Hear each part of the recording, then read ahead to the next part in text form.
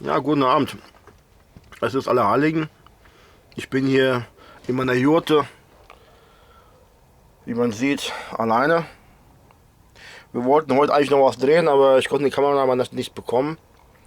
Ihr könnt euch mal hier meine Jurte anschauen. Die hat einen Durchmesser von 5 Metern.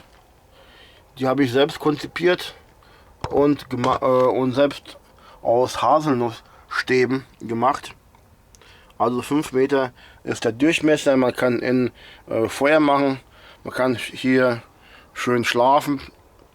Auf jeden Fall reicht es für mich. Und ich konnte das früher in den Wagen rein tun, konnte in den Wald fahren, konnte irgendwie 5, 6 Tage oder noch länger im Wald bleiben. Und es ist viel besser als irgendeine andere Behausung. Weil auf jeden Fall, wenn es auch regnen tut, wenn schlechtes Wetter ist, hast du viel Platz und viel Raum. Natürlich ist es viel angenehmer, wenn man dann irgendwie eine bessere Hälfte mit sich hat. Ist halt jetzt nicht der Fall, aber was soll's. Es ist jetzt Allerheiligen und es ist dann halt die Nacht, wo man denkt oder glaubt, dass dann die Ahnen uns besuchen kommen, um dann zu sehen, wie es uns geht. Und dann wird halt gefeiert, man isst reichlich und trinkt reichlich. Der Überfluss ist jetzt noch da. Wie es in einem Jahr aussieht, da sehe ich schwarz. Und da habe ich mir gedacht, jetzt wo ich jetzt die Möglichkeit habe, hier zu zelten, und zwar ich muss nicht weit fahren. Ich habe es hier genau gegenüber vom Haus, habe ich hier meine Zelte aufgeschlagen, kann hier Feuer machen, kann sogar angeln, wenn ich Bock habe. Aber jetzt habe ich mir ein Lagerfeuerchen gemacht und brate mir Würste im Brotteig. Noch Fleisch ist da. Wenn vielleicht eine Hexe vorbeikommen sollte, die kann hier ihren Besen parken. Und dann können wir fachsimpeln über den Sternenhimmel und über die Welt. Auf jeden Fall ist es besser, man misst alleine, als mit jemandem, der dich einfach nicht versteht. Und es ist jetzt wirklich eine besondere Qual, Leute zu finden, die gleichgesinnt sind oder die dir keinen Schaden zufügen. Denn alle wollen irgendwie gerettet werden, alle wollen irgendwie gut davonkommen, aber keiner schaut halt an die Perspektive, ob er selber nützlich ist oder nicht. So, hier sieht man vielleicht den Tisch. Mal schauen. Ich habe hier reichlich zu trinken, zu essen. Also der Überfluss ist da. Ich habe, glaube ich, 4 verschiedene Whiskys. Scottish, Irish, Englisch, Kanadisch und USA Whisky. Mal ein bisschen zum Kosten. Auf jeden Fall wird es eine lange Nacht. Und es wird eine angenehme Nacht. Der Sternenhimmel ist super klar. Das Wetter ist ziemlich warm. Und es ist vielleicht jetzt auch die letzte Möglichkeit, irgendwie draußen zu sein. Und wie gesagt, ich muss mir nicht die Mühe machen, irgendwo hinzufahren, weil ich da genau gegenüber habe vom Haus. Und wieso einfach die Gelegenheit nicht nutzen und wirklich mal rausgehen, sich den Sternenhimmel anschauen und mal zum Fachsimpeln, was sind die richtigen Sterne, was sind die Satelliten und welche werden uns auf den Kopf fallen.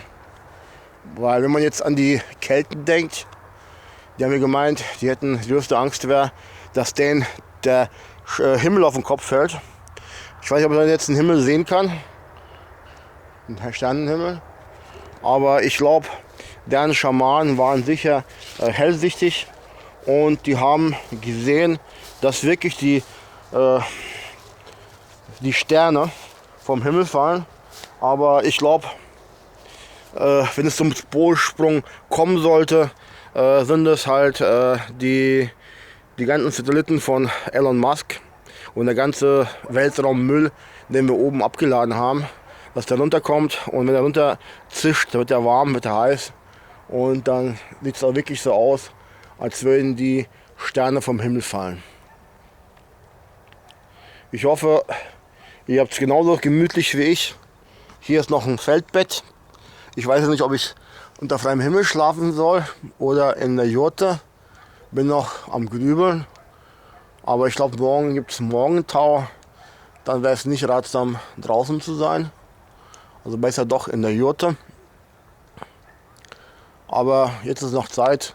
Die Tage sind ja auch viel kürzer natürlich. Wegen der Uhr hatte ich ja geändert. Und mal sehen, wie danach auch die Zeit sein wird. Die nächsten Monate, das nächste Jahr. Ob wir wirklich zu Allerheiligen nächstes Jahr so viel zu essen haben werden und zu trinken wie jetzt. Also ich bezweifle es. Denn wie die Sachen stehen, ist es nicht gut. Aber jetzt, wo halt die Möglichkeit da ist, wieso nicht? Vielleicht gehe ich nochmal ins Zelt. Vielleicht möchte sich jemand auch so eine Jurte bauen, selber basteln. Ging ziemlich schnell. Ich glaube, in einer Woche war die fertig.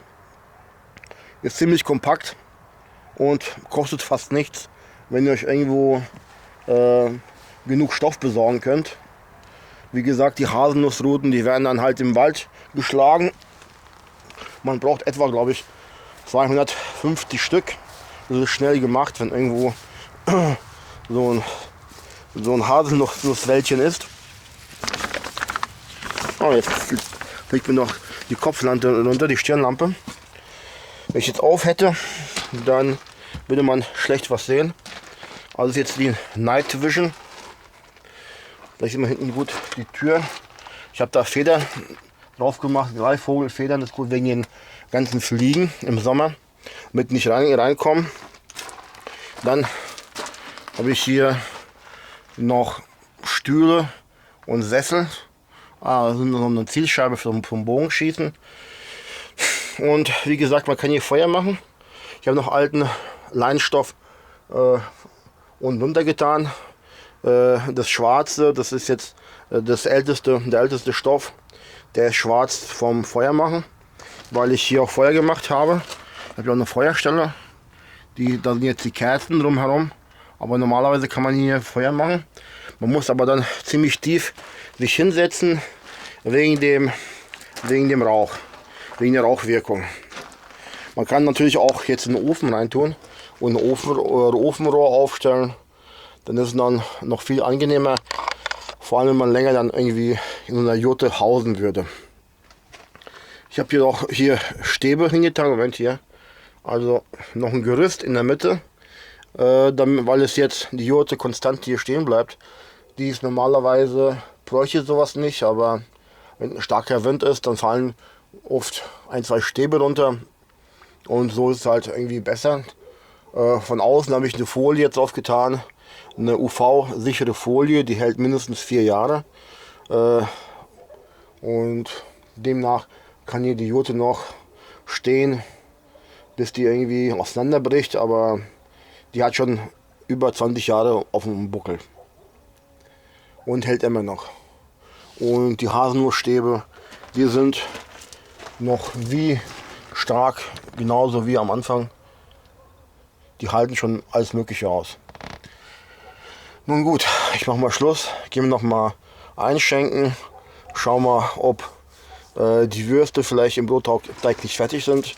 Aber es wird dann für morgen sein, weil so viel kann man auch nicht essen. Auf jeden Fall hat man dann morgen noch irgendwie so ein Feeling vom Lagerfeuer von dieser Nacht. Und wie es schlafen sein wird, ich glaube ausgezeichnet.